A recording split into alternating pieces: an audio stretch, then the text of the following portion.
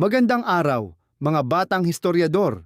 Nais ba ninyong malaman kung bakit kahit iisa ang layunin ng mga Pilipino na makamit ang kalayaan mula sa Espanya, nagkaroon pa rin ng hindi pagkakaunawaan sa loob ng katipunan?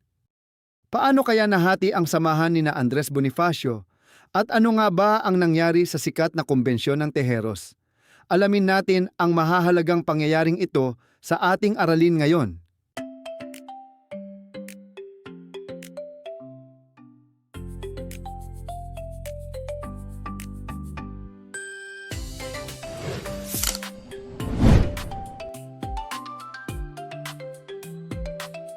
Sa pagtatapos ng ating aralin, inaasahang magagawa ninyo ang sumusunod. Matutukoy ang dalawang paksyon sa katipunan at ang kanilang mga pinuno. Maipaliliwanag ang dahilan ng pagkakaroon ng mga paksyon. Maisa-isa ang mga nahalal na pinuno sa kumbensyon ng Tejeros. Kaya tara na at balikan natin ang isang mahalagang bahagi ng ating kasaysayan.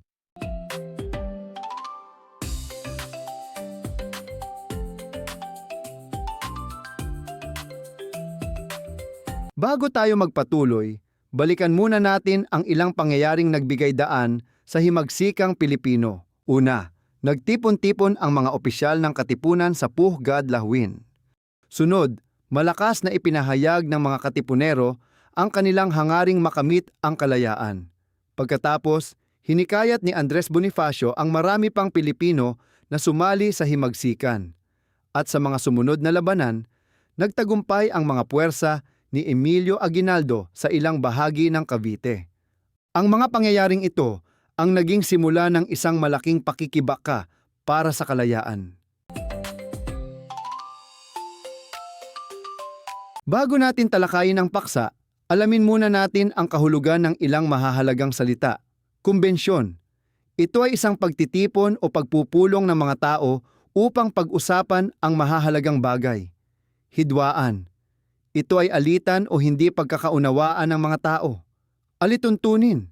Ito ay mga batas o patakarang dapat sundin. Tandaan ang mga salitang ito dahil madalas natin silang mababanggit sa ating aralin.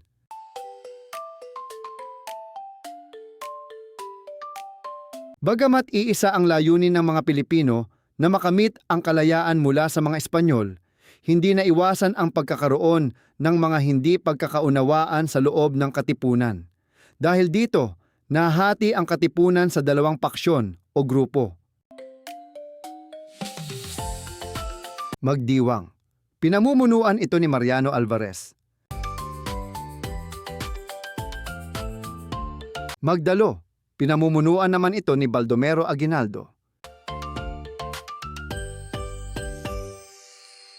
Maaaring isipin natin na dahil pareho silang Pilipino at pareho ang kanilang layunin, ay wala nang magiging problema.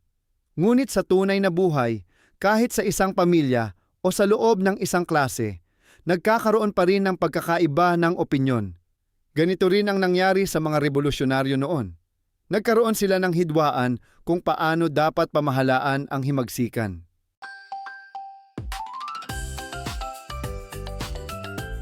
Upang maayos ang alitan ng dalawang paksyon, hiniling ni Mariano Alvarez kay Andres Bonifacio na pumunta sa Cavite. Noong Disyembre 1896, nagtungo si Bonifacio sa Imus, Cavite kasama ang kanyang mga kapatid na sina Procopio at Ciriaco.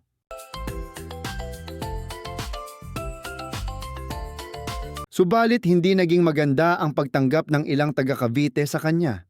May ilan na nagduda sa kanyang kakayahang mamuno. Dahil dito, hindi naging matagumpay ang kanyang layunin na pag-isahin ang dalawang paksyon.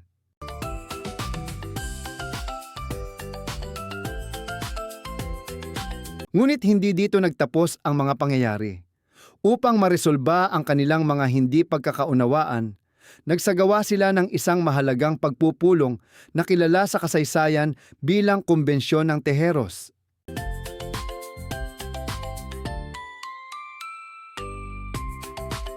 Noong Marso 22, 1897, nagtipon ang mga kasapi ng Magdalo at Magdiwang sa Tejeros. General Trias, Cavite. Ang pagpupulong na ito ay tinatawag na Kumbensyon ng Tejeros. Layunin nitong pag-usapan kung dapat bang palitan ang katipunan ng isang pamahalaang revolusyonaryo.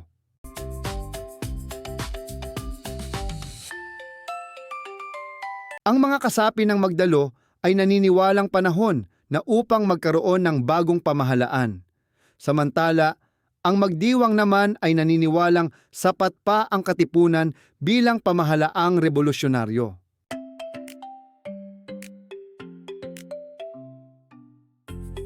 Nagkaroon ng eleksyon para sa mga bagong pinuno at narito ang mga nahalal.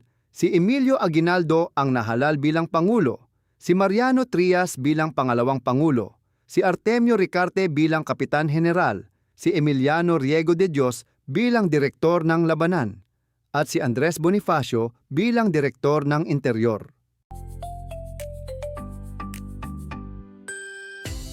Bagamat nahalal si Andres Bonifacio bilang Direktor ng Interior, may tumutol sa kanyang pagkakahalal. Ang taong ito ay si Daniel Tirona. Ayon kay Tirona, hindi raw angkop si Bonifacio sa posisyong iyon dahil wala siyang mataas na pinag-aralan.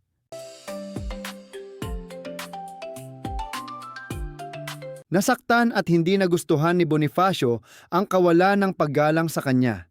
Dahil dito, idineklara niyang walang bisa ang naging halalan. Isinulat niya ang kanyang pagtutol sa dokumentong tinatawag na Acta de Tejeros. Mga bata, ano kaya ang aral na makukuha natin dito? Ang hindi pagkakaunawaan at kawalan ng pagkakaisa ay maaaring magdulot ng suliranin kahit sa mga taong may iisang layunin. Katulad sa paaralan, mas madaling matapos ang isang gawain kapag nagtutulungan at nagkakaisa ang bawat isa. Ang pagkakaisa ay mahalaga sa pagtatagumpay ng anumang adhikain. Bilang pagbubuod, nahati ang katipunan sa dalawang paksyon. Magdiwang, pinamunuan ni Mariano Alvarez. Magdalo, pinamunuan ni Baldomero Aguinaldo. Nagkaroon ng hidwaan sa pagitan ng mga revolusyonaryo. Isinagawa ang Kumbensyon ng Tejeros noong Marso 22, 1897. Nagkaroon ng halalan para sa mga bagong pinuno. Nahalal si Emilio Aguinaldo bilang Pangulo. Idineklara ni Andres Bonifacio na walang bisa ang halalan dahil sa mga pangyayaring naganap.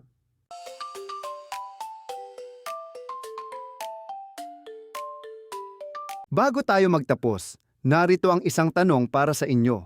Kung kayo ay nabuhay noong panahon ng himagsikan, paano ninyo mapapanatili ang pagkakaisa ng mga Pilipino sa kabila ng kanilang pagkakaiba ng opinyon?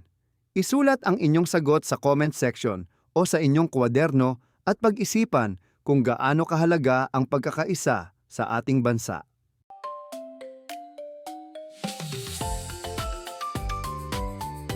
At iyan ang ating aralin para sa araw na ito. Kung may natutuhan kayo, huwag kalimutang i-like ang video, mag-subscribe at i-click ang notification bell para sa iba pa nating mga aralin sa Araling Panlipunan 6. Muli, ako ang inyong guro at tandaan, ang pagkakaisa ay susi sa tagumpay ng isang bayan. Hanggang sa muli, mga batang historyador.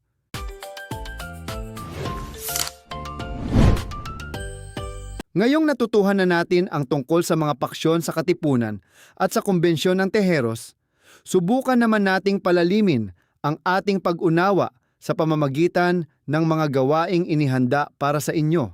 Ihanda ang inyong sagutang papel at simulan na natin ang mga activities.